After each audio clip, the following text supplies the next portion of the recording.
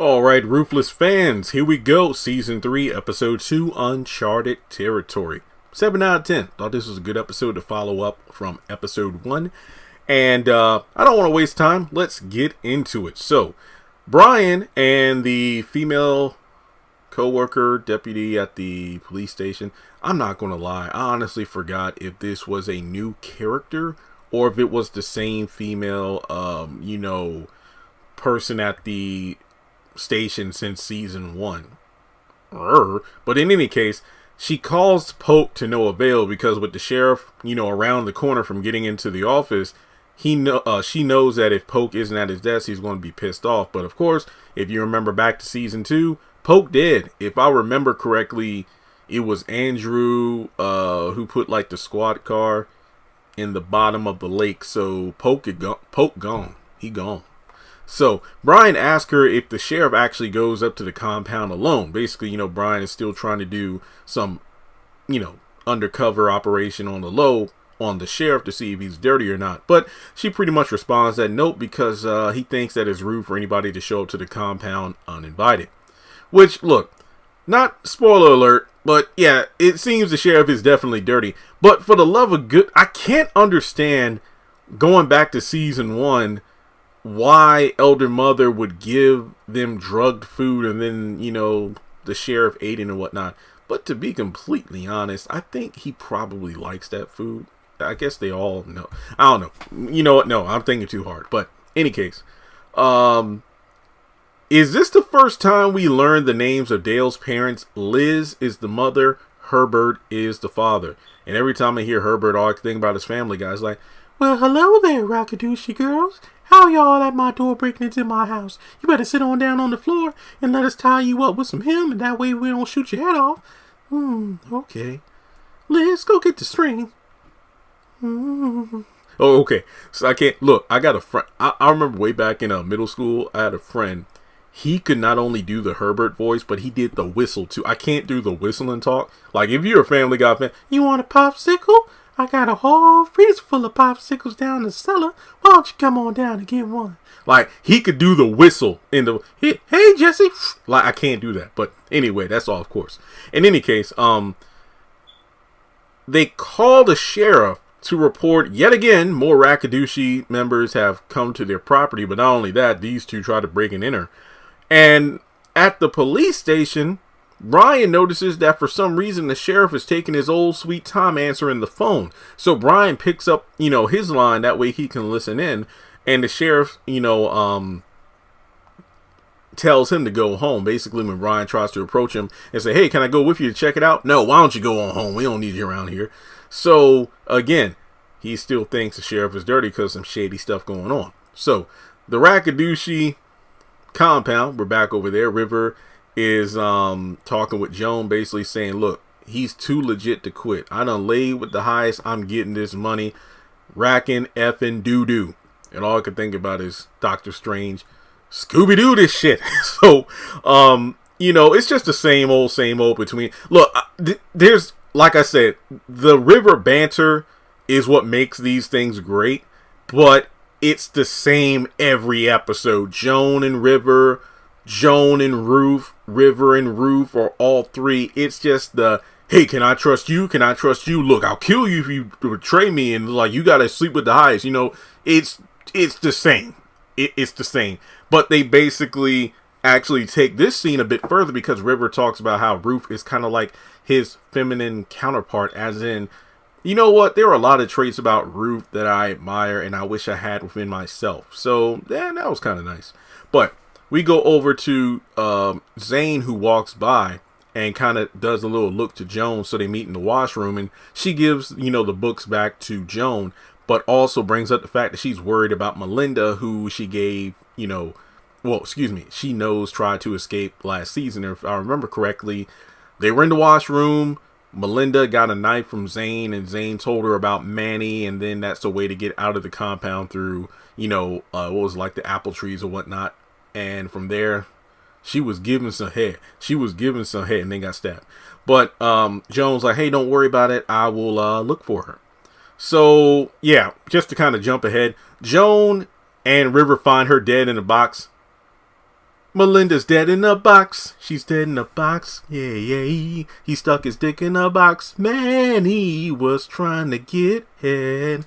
But in any case, Joan is like condemning River for not being compassionate. But it's like, well, ain't no we can do for her now. So he walks off, and Joan looks like, so she walks off. I mean, what can you do? She dead. Like, it's kind of funny though, because it reminds me of in the finale, I think when Paula, was it Paula and or Lacey, or I forgot which one, they saved River out of the cooler, and they were like, we should bring him with us. It's like, look, we gotta save ourselves. Like, fine, okay, so River barely got himself together and then fell over. So there's that.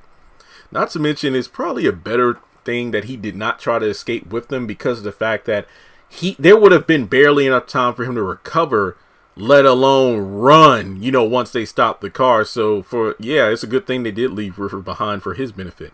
So in any case, we go over to Oliver and Andrew. And I kind of skipped this in the last episode. Oops.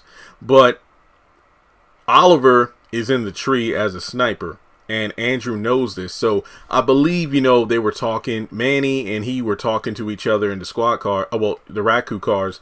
And Manny sent out one of his dudes to be a test dummy for the sniper theory, and he gets shot. One soldier down. So they're all on the ground, and a shootout occurs. So Andrew's talking to Oliver, trying to like, brother, you're not my brother. And then it goes from Andrew calling brother to boy. And it's just a matter of what the heck are we going to do now? And I mean, Andrew actually calls Daikon in the midst of the shootout, and Daikon is getting patched up. Again, I'm sorry. I forgot that part of my notes. So yeah, that was in the first episode. But yeah, Daikon is kind of like, oh yeah, you're in over your head. So from there, Andrew and Oliver just continue their stalemate, because there's really nothing that can be done at this time. So Oliver is still posted up. Zane and Elder Mother have a moment, because Zane is asked by the Elder Mother to help her make dinner. And then she asks like, hey, what are you doing, wandering out here? Aren't you supposed to be doing your chores? Who told you to do that? I was like, oh, I just did my chores. Nobody told you? No. So Elder Mother was just elated. It's kind of like that joy that a parent, or let's just say a mother, gets when their child dresses themselves for the first time. And Zane kind of gets somewhat of a promotion to be like an elder teacher, because I do remember that Elder Mother said that soon there will be another group of young girls coming to the compound. So I guess that's in relation to either later this season or season 4, which just wrapped filming. So it kind of reminds me of when River was first introduced. He was kind of like a teacher to the new male recruits, because I think that was one of the first scenes he had where we see him talking to a group of new members, and Daikon was, like, he learns quickly and this and that, and that's when he became suspicious of River being too close to the heist. So yeah, keep your eye on that, of young girls coming in, which is interesting that there's new recruits, because I mean, I know there's been a whole thing about, there's a lack of, pure women here at the compound. And then if you look at last season, I mean, there's a bunch of dead bodies around the compound. You got Melinda in the box. You got Elder Mother, is it Agnes? She's in a punishment trailer dead. We got Clark in another punishment trailer dead. You got Paula, Lacey, and Oliver who have escaped. You got Tally who's escaped. You had the group of members who were allegedly run down by actually not new members, but we got the group of members who were quote unquote allowed to go, and then they were run down by Daikon and his crew. So yeah, I can understand there being kind of a Raku shortage right now, but where are they getting these new girls? Alright. So Ruth is doing the highest hair, and it's mentioned that her father was a mechanic. So there's that. I do remember Nancy saying that her mom was kind of, a drug head or something like that. So they have their moment where they're kind of, bonding, if you will. But the heist actually reveals a key plot point that might be relevant in future episodes, and that there's actually a cell phone in the top drawer. And it's the fact that he needed to check on Andrew in order to make sure things are going well with the operation to catch those in Lilo's car. And, Ruth tries to sex him up, but he's like, let me eat first. And look, food before anything else. Just saying.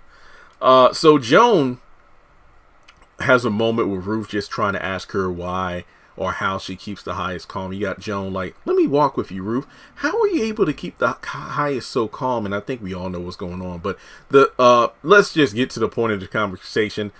Joan mentions to Ruth that Melinda is dead. Ruth couldn't stand her ass no way.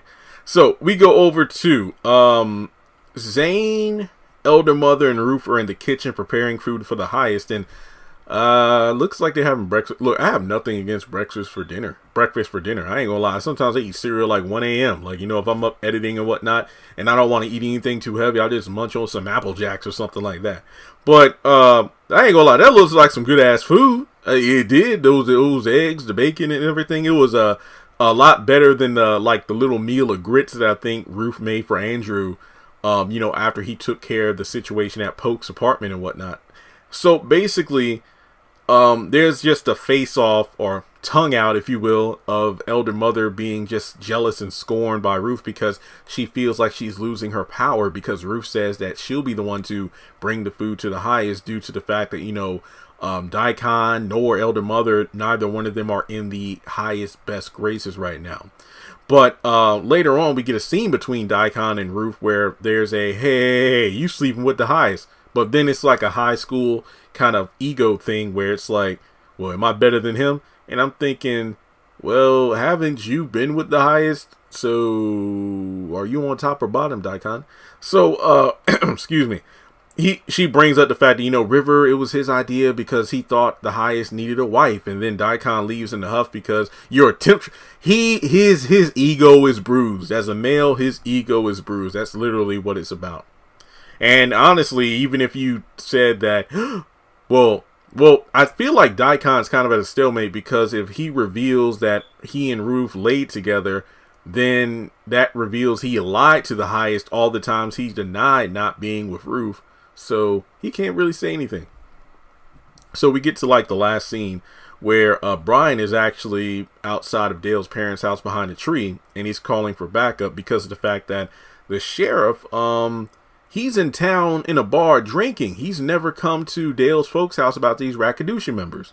And in the midst of it, you got Manny and one of the Rakadusha soldiers roll up on him and gun to the back of the head. And you're probably wondering, why are these soldiers there? Because when Daikon and Andrew were on the phone, you know, it's just one of those situations where, hey, whenever there are Rakadusha members who try to escape, there's a farmhouse on a hill not too far from the compound that the runaways usually hide out in. So that's why Manny and these soldiers were sent up there to check, and then they found Brian in the midst of it.